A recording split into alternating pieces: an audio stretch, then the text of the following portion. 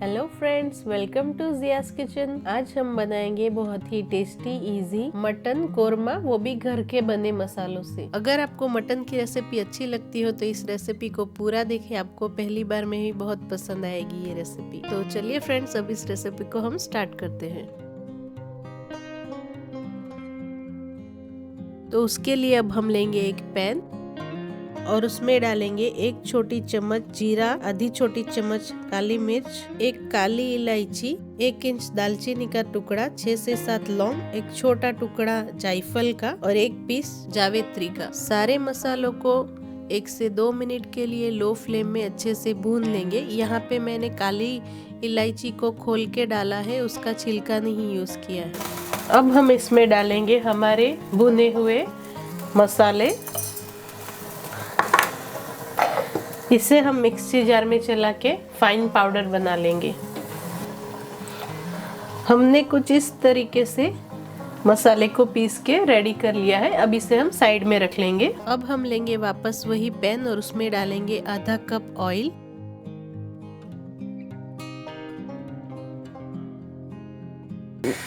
हमारा ऑयल अब अच्छे से गर्म हो गया है। अब हम इसमें ऐड करेंगे 3 बड़े प्याज स्लाइस कटे हुए।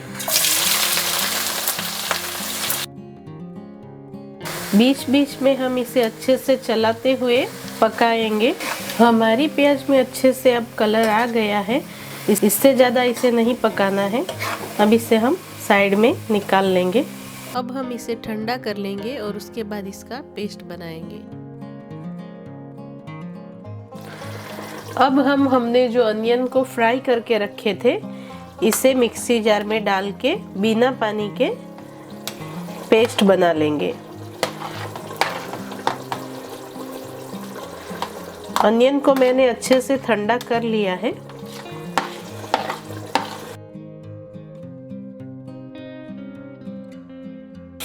अब हमने अनियन को अच्छे से पीस के रेडी कर लिया है। अनियन का पेस्ट रेडी है। अभी इसे हम साइड में रख लेंगे। अब हम हमारे मटन कोरमा के लिए काजू और बादाम की पेस्ट बना लेंगे, जिसके लिए मैंने यहाँ पे लिया है 10 बादाम और 6-7 काजू ऐड कर रही हूँ मैं। इसी में थोड़ा सा पानी मिला के इसका एक पेस्ट तैयार कर लेंगे। अब हमने पीस के कुछ इस तरीके से बादाम और काजू का पेस्ट तैयार कर लिया है। इसे हम एक बाउल में निकाल के साइड में रख लेंगे। अब यहाँ पे मैंने जो अनियन को फ्राई किया था वही वाला पैन वापस से यूज कर लेंगे और वही तेल में वापस हम मटन पका लेंगे। 2 तेज पत्ते, 6 से 7 हरी इलायची, आधी छोटी चम्मच काली मिर्च और 4-5 लौंग। इसे अच्छे से तेल में हल्का भून लेंगे। यहाँ पे हमारे मसाले अच्छे से फ्राई हो गया है। अब हम इसमें ऐड करेंगे हमारा मटन यहाँ पे मैंने आधा किलो यूज किया है।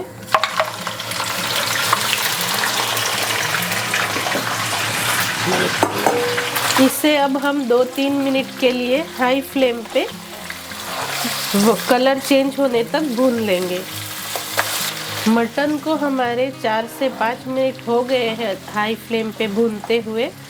अब हम इसमें ऐड करेंगे 2 बड़े चम्मच अदरक लहसुन का पेस्ट। इसे हम अच्छे से मिक्स कर लेंगे और भूनते हुए 2 मिनट पका लेंगे।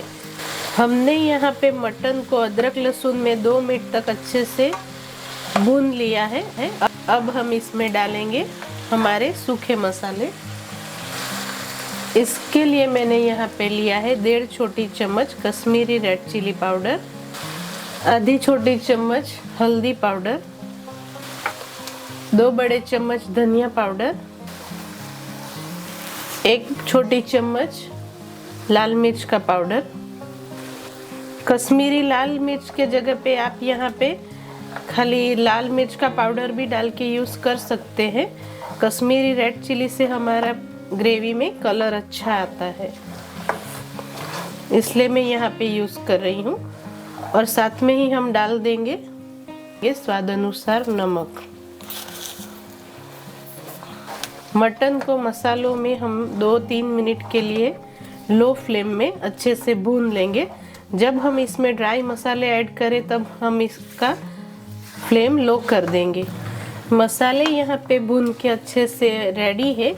अब हम इसमें डालेंगे 200 ग्राम दही, जिसे हमने अच्छे से फेंट के यूज़ किया है, और गैस की फ्लेम लो रखेंगे। दही को मसाले के साथ में अच्छे से लो फ्लेम में 3-4 मिनट के लिए पका लेंगे। इसे चलाते हुए पकाना है, नहीं तो हमारा दही फट सकता है, इसीलिए आप कंटिन्यूसली इसको चलाते हुए पकाएं। हमारे दही को मसाले में पकते हुए 4-5 मिनट हो चुके हैं और दही ने ऑयल रिलीज कर दिया है। अब हम इसमें डालेंगे 1 कप गुनगुना पानी, ढक के पका लेंगे। बीच बीच में इसे हम स्टर करते रहेंगे। अब हम ढक्कन हटा के मटन को चेक कर लेंगे। हमारे मटन को पकते हुए 15 मिनट हो चुके हैं और आप देख सकते हैं कि इसका सारा पानी सूख गया है जो हमने ऐड किया था। अब इसमें हम ऐड करेंगे हमारा रेडी किया हुआ गरम मसाला, जो हम आधा बचा लेंगे, जिसे हम बाद में ऐड करेंगे।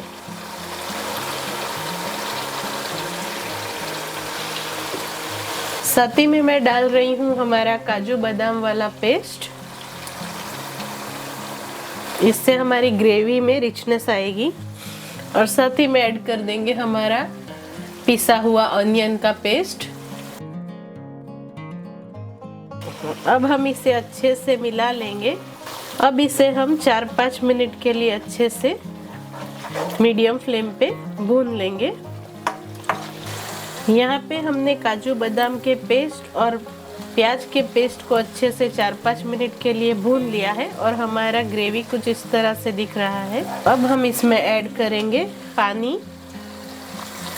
मैं यहाँ पे 1.5 कप पानी यूज़ कर रही हूँ।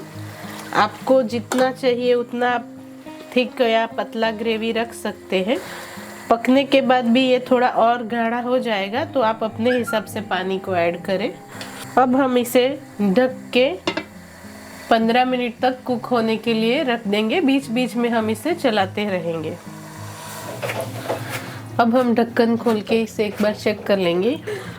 हमारे मटन को पकते हुए 15 से 20 मिनट हो चुके हैं और आप देख सकते हैं हमारा ग्रेवी में तेल एकदम ऊपर आ गया है और ग्रेवी हमारी अच्छे से पक गई है। अब हम एक पीस लेंगे और उसे चेक कर लेंगे कि अच्छे से पका है कि नहीं।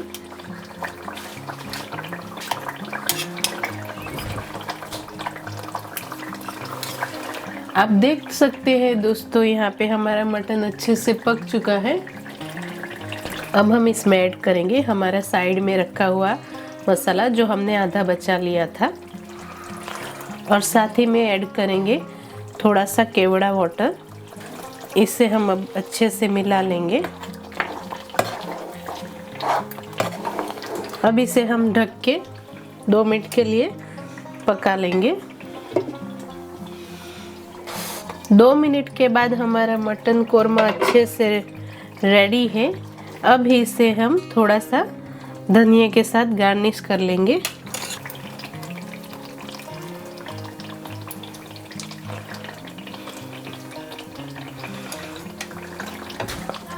अब इसे आप नान या चपाती के साथ में एंजॉय कर सकते हैं। आप इस रेसिपी को एक बार ज़रूर ट्राई करें। अगर आपको मेरी रेसिपी अच्छी लगी हो तो मेरे चैनल को प्लीज़ लाइक, शेयर और सब्सक्राइब जरूर करें। Thank you.